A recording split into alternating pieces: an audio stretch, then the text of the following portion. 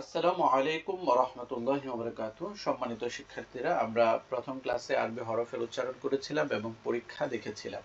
আজকে আমরা আরবি হরফের কিছু নিয়ম আমরা শিখব ইনশাআল্লাহ। দেখতে পাচ্ছেন আমি লিখেছি এই 7টি হরফ মোটা তথা পুর করিয়া পড়িতে হবে, তথা মোটা পুর করিয়া পড়িতে হবে। পুর মানে হচ্ছে মোটা করিয়া পড়তে হবে। তো আপনারা এখানে 7টি হরফের মধ্যে দেখতে পাচ্ছেন একটা হরফ বেশি আছে। এটা কি? সেটা র। তো 7টি হরফ সর্বদাই মোটা হয়। 7টি হরফ সর্বদাই মোটা হয়, কিন্তু একটি হরফ মোটা হয় না। কেন? র এর উপরে জবর অথবা পেশ হলে রটা মোটা হয়, জের হলে পাতলা হয়।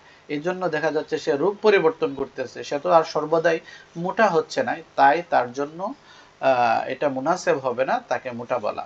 কেউ যদি বলে সে, তাহলে আপনারা এটা বুঝিয়ে তাকে বলবেন। আমার সাথে সাথে 7টি মোটা হরফ বলার চেষ্টা করবেন সবাই। صاد ضاد طاء ظاء عين غين قاف راء صاد ضاد طاء ظاء غين خاء قاف راء। এই 7টি হরফ সর্বদাই মোটা করে পড়তে হবে ইনশাআল্লাহ। আর এই 12টি হরফ আপনারা দেখতে পাচ্ছেন, এক আলিফ লম্বা হবে জবরের বাম পাশে, খালি আলিফ। এই হরফগুলো বানান করলে এই বা আলিফ জবর বা উচ্চারণটা আসে। তা আলিফ জবর তা, তা আলিফ জবর তা, এক আলিফ লম্বা হয়। এই জন্য এই 12টি হরফ এক আলিফ লম্বা করবেন। আমার সাথে বলেন, বা, তা,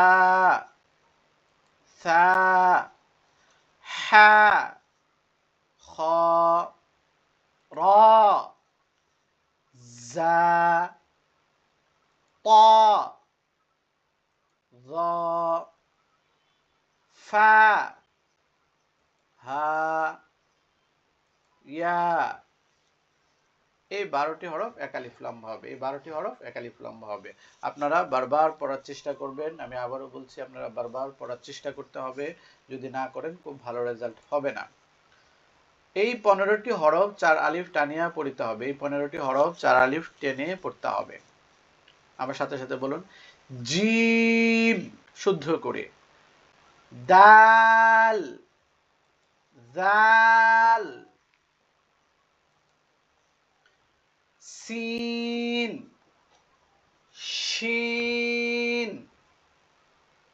صاد صاد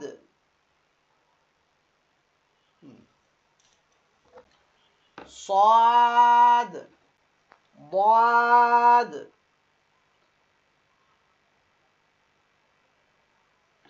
ضاد ضاد عين غين قاف কাফ লাম মিম নুন ওয়াও।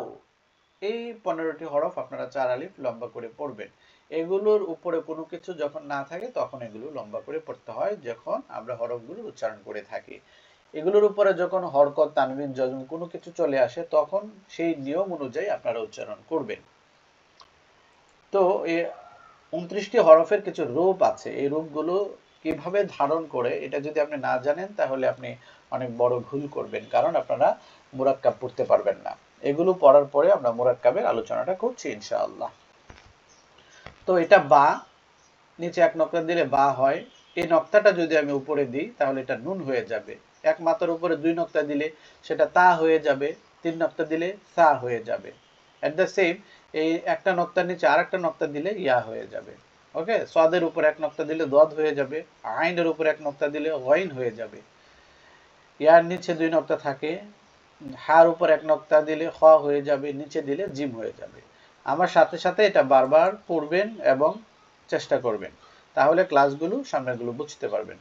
বা, বা, বা, সাদ, সাদ, সাদ, তা, তা, তা, ضاد ضاد ضاد, সা, সা, সা, আইন, আইন, আইন, নুন নুন নুন, গইন গইন গইন, ইয়া ইয়া ইয়া, ফা ফা ফা, জিম জিম জিম, কফ কফ কফ, হা হা হা, কাফ কাফ কাফ, খ খ খ, লাম লাম লাম,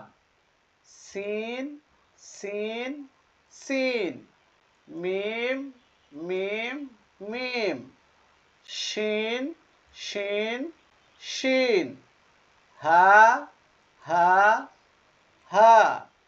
এগুলো অনেকবার পড়বেন, অনেকবার। আপনি যদি ভালো তেলাওয়াত করতে চান, যাতে অনেকেই আমরা শুনি হর হামেশা হুজুর আমি ঠেকে ঠেকে পড়ি, বানান করতে পারি কিন্তু রিডিংটা করতে পারি না, কারণ আপনার এই ভিত্তি ঠিক নেই। এগুলো অনেকে বলতে পারেন না, ভিত্তি ঠিক করতে হবে, তারপরে উপর দিকে যেতে পারেন।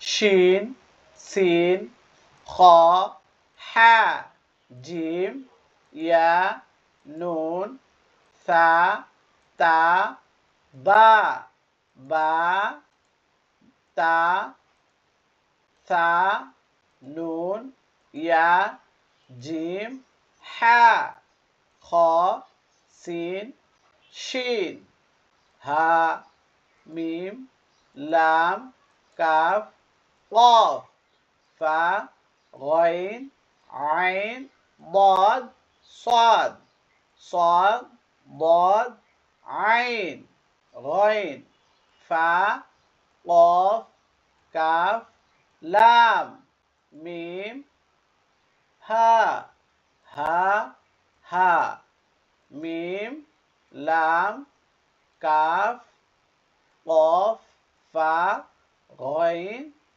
আইন দদ সদ। এগুলো উল্টোপাল্টা করে অনেকবার বলার চেষ্টা করবেন, তাহলে আরো সুন্দর হবে ইনশাআল্লাহ। আজকে ক্লাস এ পর্যন্তই। আসসালামু আলাইকুম রহমতুল্লাহ।